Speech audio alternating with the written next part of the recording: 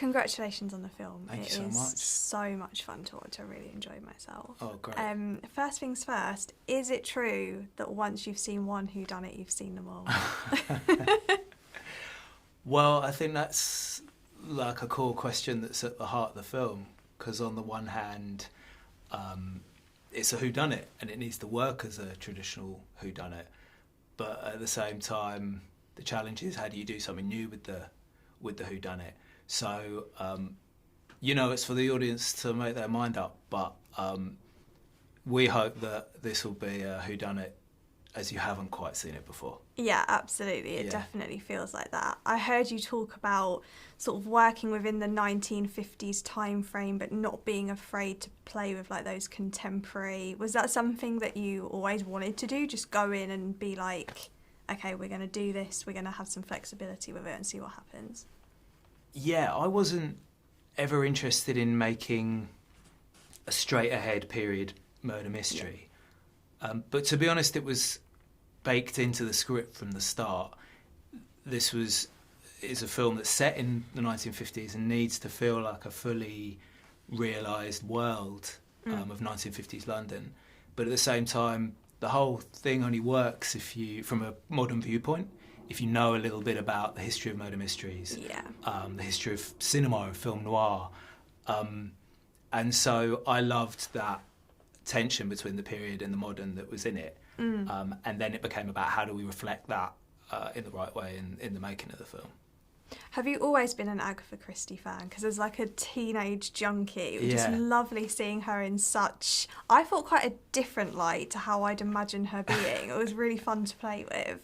Yeah, I wouldn't describe myself as an avid Agatha Christie fan, but having said that, I think everyone, particularly in the UK, is exposed to whodunits and, in particular, Agatha Christie books and film adaptations, whether they mean to be or not exposed to that stuff.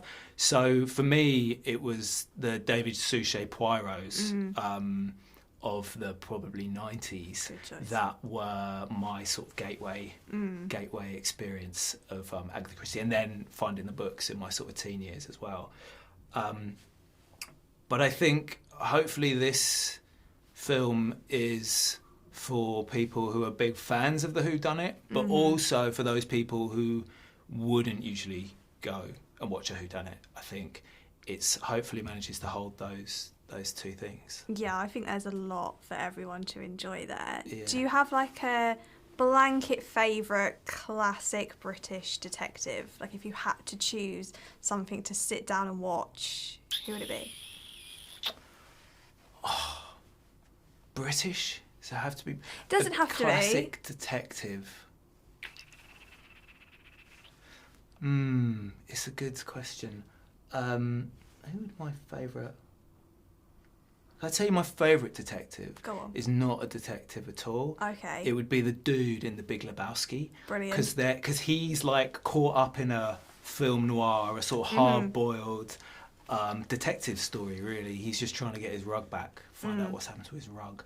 And, I love that like tension between having this sort of slacker character and this like really contemporary comic tie-in within a sort of noirish detective story. So yeah, I'm going to say the dude, the other Jeffrey Lebowski is my favourite detective. Such a good choice. Have you always been a fan of Filmoire? Because when I think back to your earlier work, sort of This Country, I love that there's a bit of a fly on the wall feel here, but it's very tonally different to stuff that you've maybe done before. Interesting, yeah. I think what appealed to me about the film was, on the one hand, it couldn't seem more different to This Country, but I think if you look a little closer, there's some overlap, which is that this is a whodunit, but really it's a character comedy at its core, and it's the story of this partnership and these two characters played by Sam Rockwell and Saoirse Ronan, and whether they can come together and kind of crack this murder case. And also in This Country, you've got the extra layer on top, which is the mockumentary form, and you can use that to tell story in slightly new ways and to get comedy out of as well. And in a similar way, this is a whodunit that's about whodunits, And so there's this layer of awareness of how the genre works and how the different types of tropes you can expect to find in the film that, again, can allow you to put a twist on the storytelling and also the comedy. So, very different period setting, but hopefully some common threads for fans of this country.